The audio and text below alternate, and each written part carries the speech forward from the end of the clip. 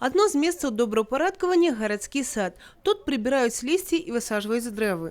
Ліпы, клёны і дубы, побач і самыя маленькія і больш сталыя барстаўчане. У працоўным арсенале граблі, рыдлёўкі і жаданне дапамагчы свайму гораду.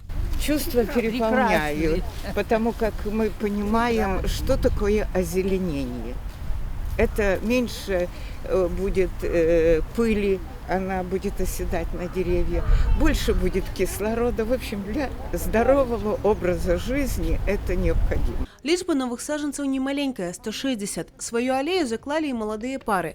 Проект «Парк семейных дрэў» был инициирован БРСМ в минулом году. Я считаю, что нужно помогать своему городу, благоустраивать его, принимать участие во всем. Мы здесь живем и должны участвовать в этой жизни, в жизни города. Вот дерево посадили, даже 7. Теперь надо дом построить или купить, ну и сына.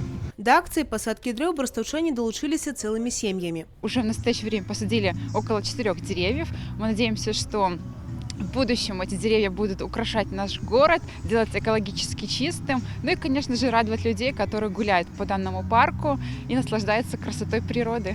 Очень рады сделать вклад в этот городской сад. И будем приводить детей, внуков, показывать свои деревья.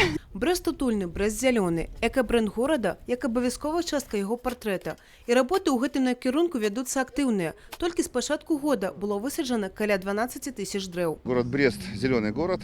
Из 15 тысяч гектар площади практически 3 тысячи – это лесная рекреационная зона. Посмотрите сейчас у нас городской сад, посмотрите перекресток улицы Октябрьской революции, Волгоградской. Да? Посмотрите сейчас на Папанина, мы подходим к этой теме, что надо там сделать хороший сквер между жилым кварталом, который строит Полесье жилстрой, и Следственным комитетом. Там тоже хорошее место. То есть эту работу мы сворачивать не собираемся.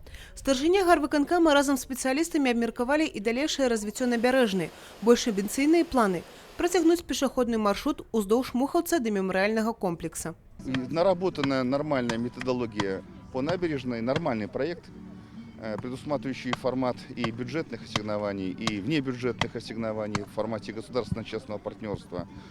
Есть уже решение, что можем идти, и нам шлюз там не помеха. Поэтому будем потиху по нашим возможностям городского бюджета двигаться в сторону крепости. Брэст змяняецца і пераўтвараецца, папаўняецца новымі арт-аб'ектамі. Вось і ў гарадскім садзе пасяліўся невялічкі бронзавы верабей. З яго з'яўленнем нарадзілася і новая гарадская традыцыя – дакрануцца да маленькай птушкі. На шчасце. Евгения Мороз, Юрий Плинда, телерадиокомпания «Брест».